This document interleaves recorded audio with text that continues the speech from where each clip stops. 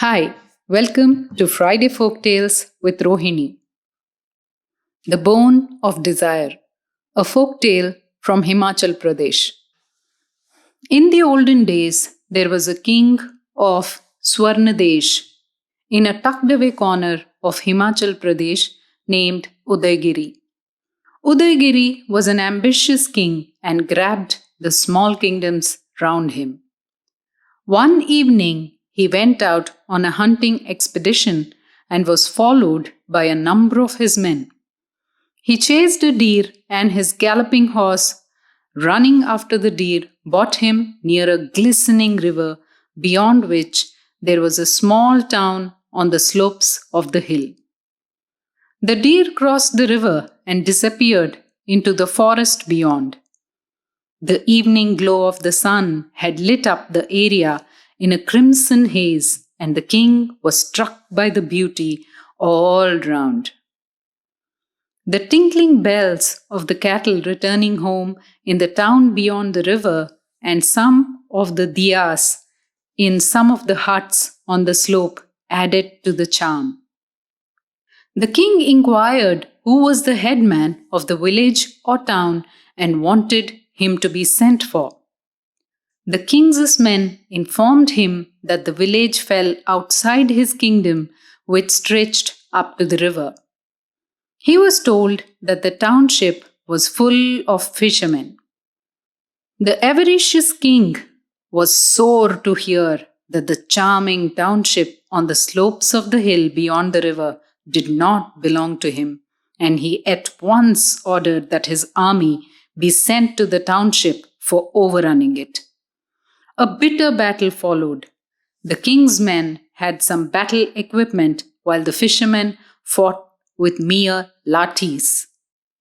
It was an unequal fight, but the fishermen were determined to resist. A large number of fishermen lay dead, and yet they would not yield, and young children and even women started offering resistance. The stream water was changed into red by the blood of the fallen. Udaygiri heard about the stiff resistance offered by the armless fishermen, and his eyes blazed with anger. 2 days after, he himself camped on the side of the kingdom and wanted to guide the battle operations.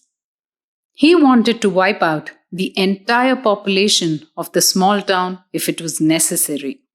When he was discussing with his men as to what should be done, an old man came and wanted to see the king. The king gave him audience and wanted to know why he had come to him when he was so busy.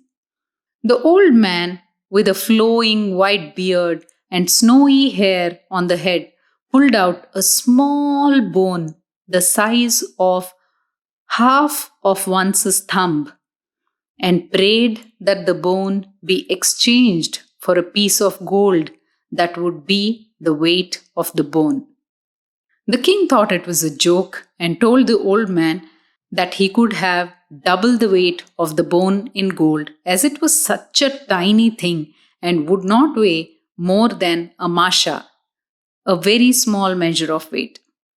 The old man was respectful but said, "O king, I do not want more gold than its weight. Kindly weigh it against the gold and give me its weight in gold."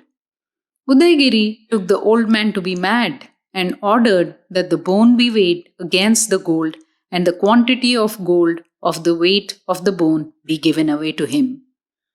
But lo, what happened? 1 masha, 2 mashas, 10 mashas, mashas and mashas of gold were bought, but the bone still weighed heavier. The king took the bone in his hand and examined it closely. It looked like a tiny thing and was of light weight.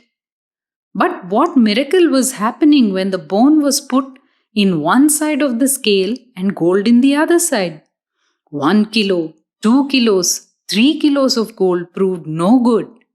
The king stopped the battle and ordered that his treasury be emptied and all gold be bought and weighed against the bone.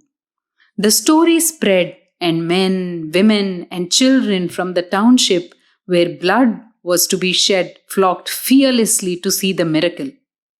The king's army was seized with some unknown fear, and they all left their arms and they came to see the weighing.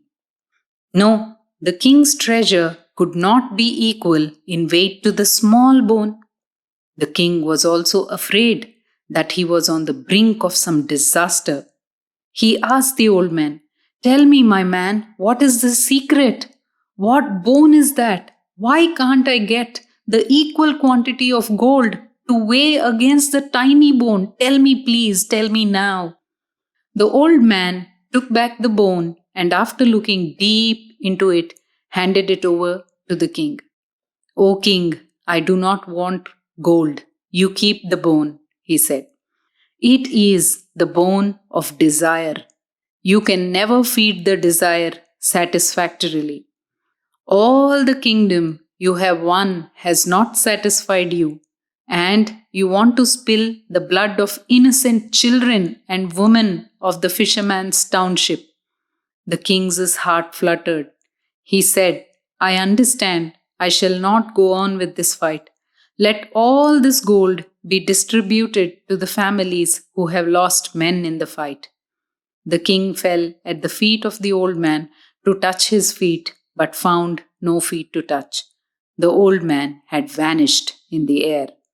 The tiny bone was in the hands of the king. The stream that had turned gory with blood had the glistening water again. The king kept his promise. Since then, King Udaygiri was a patient, benevolent, and kind king. Thank you.